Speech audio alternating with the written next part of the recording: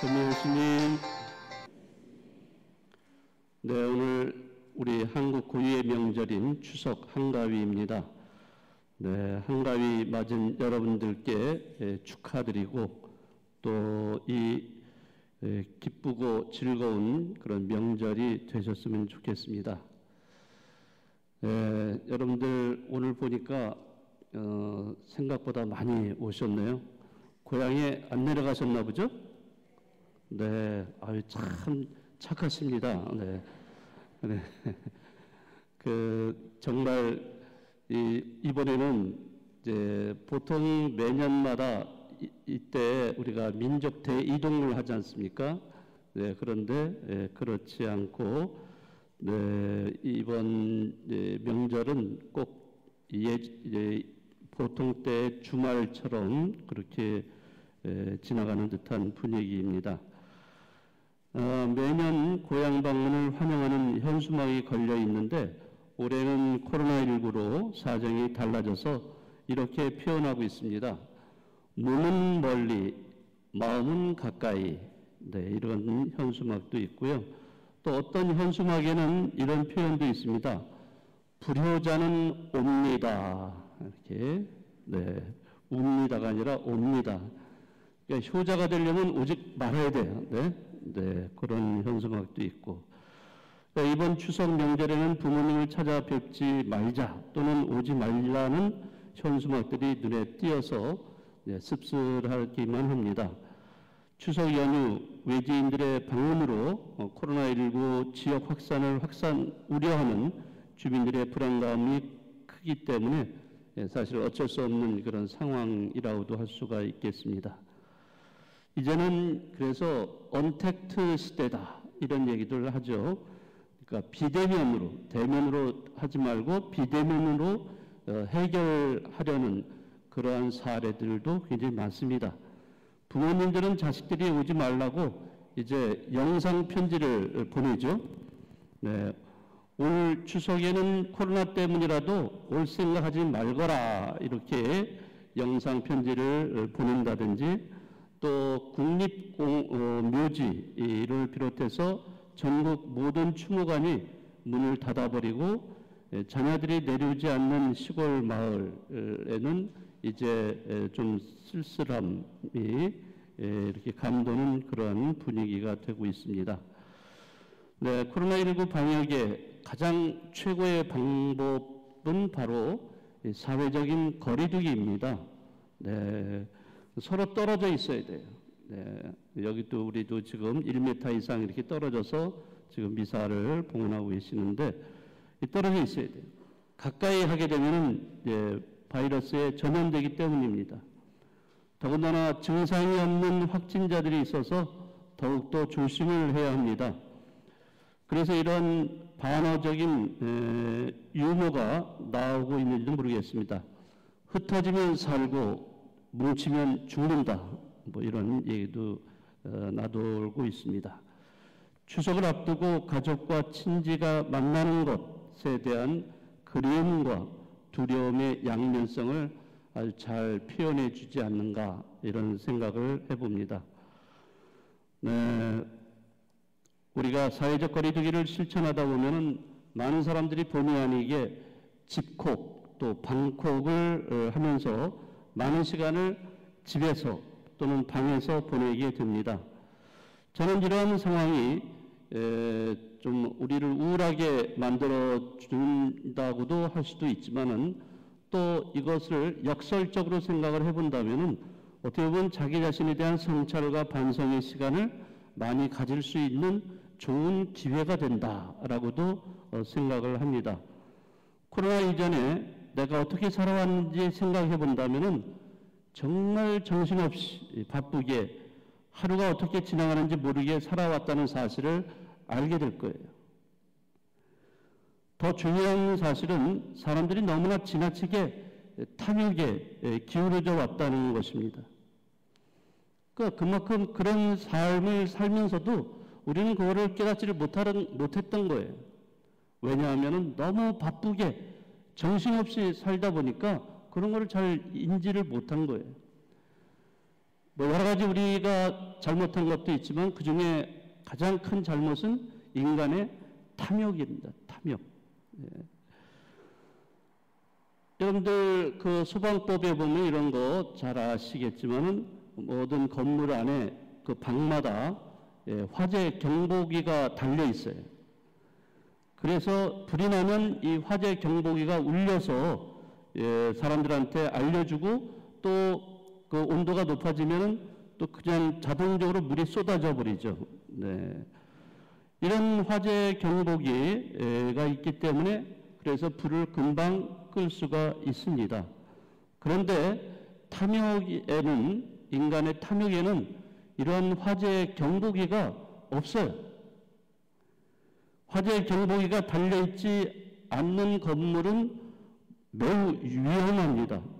불이 나면 어떤 조치를 취하지 못해서 건물 전체가 불에 타버리고 그래서 인명 피해, 재산 피해 이런 거 나는 것도 우리가 많이 볼 수가 있습니다.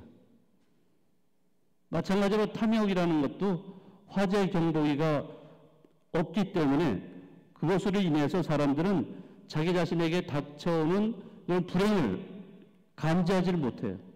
알지를 못합니다. 그런 탐욕, 지나친 소유욕에 빠져들어도 그거를 알지를 못한다는 겁니다. 오늘 루카 복음에서는 탐욕에 빠진 부자를 소개하고 있어요. 그 부자는 그 해에 수확한 많은 곡식을 쌓아둘 데가 없었어요. 너무 많이 수확을 했으니까.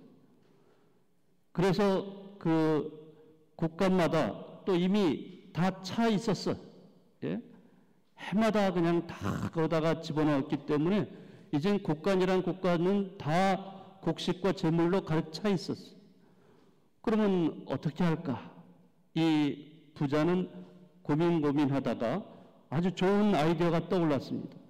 기존에 있는 곡간이 너무 작으니까 다 부숴버리고 새로 짓자. 크게 곡간들을 이렇게 지어 놓자.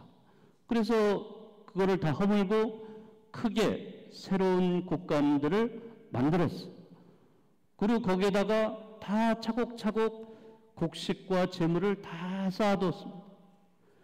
자, 엄청난 그런 곡식과 재물이 쌓여진 것을 보고 나서 이 부자는 너무나 흡족해합니다.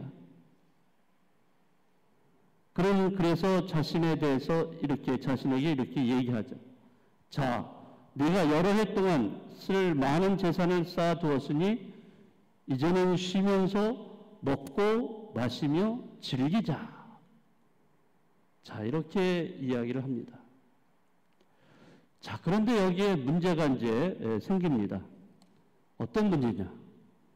자, 하느님께서 바로 그의 생명을 오늘 밤에 되찾아 가시겠다는 겁니다. 자, 그렇게도 바둥바둥 되면서 쌓아놓은 재물과 재산인데 5년이나 10년 뒤도 아니고 오늘 밤에 죽는다. 정말 말도 안 되는 일이 갑작스럽게 발생한다는 것입니다. 아무도 없을 거예요. 당장 내가 잠을 자다가 죽는지 또는 길거리에서 사고로 죽을 수도 있는 것이고 아니면 며칠 후에 또는 몇 년 후에 아니면 몇십 년 후에 죽을 수도 있어요. 그것은 바로 우리는 죽을 수밖에 없는 존재라는 거죠. 그렇지만 그걸 어떻게 알아요? 내가 언제 죽는지, 어떻게 죽는지 어떻게 알아요? 그건 몰라요.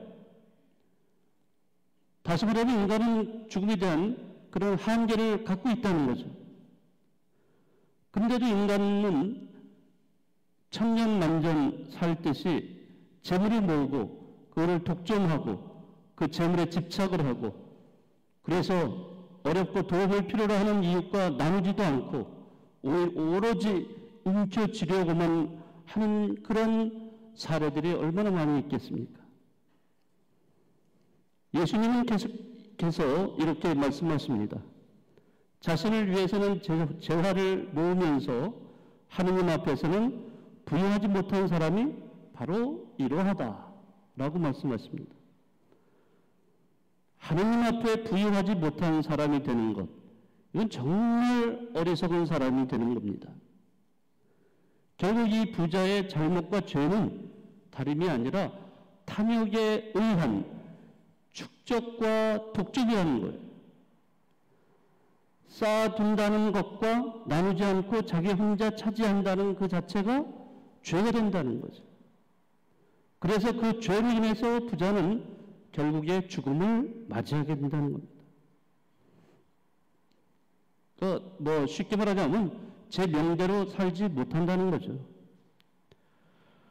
오늘 즐거운 추석날인데 자꾸 죽음에 대해서 이렇게 말씀을 드려서 대단히 죄송합니다. 네. 그렇지만은 이 코로나 시대에 오늘 복음을 통해서 우리가 어떻게 살아야 할 것인지 그것에 대한 그 지혜를 우리에게 알려주고 있습니다.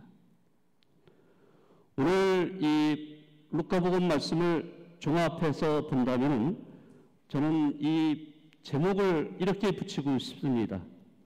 어리석은 부자의 말로라고 이렇게 붙이고 싶어요. 우리가 신앙을 가지고 신앙생활을 한다는 것은 이렇게 어리석은 사람이 되지 않기 위해서입니다. 물론 이것은 굉장히 부정적인 것을 제가 말씀드렸는지도 모르겠어요. 네, 그 밖에 우리는 좋은 많은 것들이 있겠지만은 어쨌든 우리가 정말로 하느님의 자녀답게 살고 정말로 우리의 삶을 기쁘게 복음적인 삶이 되려면은 우리는 어떻게 해야 될 것인가? 바로 예수님이 오늘 그 답을 말씀해 주셨어요. 하느님 앞에서 부유한 사람이 되어라. 네, 이것을 여러분들 이번 연휴 며칠을 계속 지속이 되는데요. 네, 이 연휴 기간 동안 늘 한번 조금 시간을 내서 한번 생각을 또는 기도하는 시간 좀 가지셨으면 좋겠어요. 그래서 하느님 앞에 내가 정말로 부유하게 살고 있는가? 아니면 하느님이 아니라 이 세상 앞에 내가 부유한 사람으로 살고 있는가?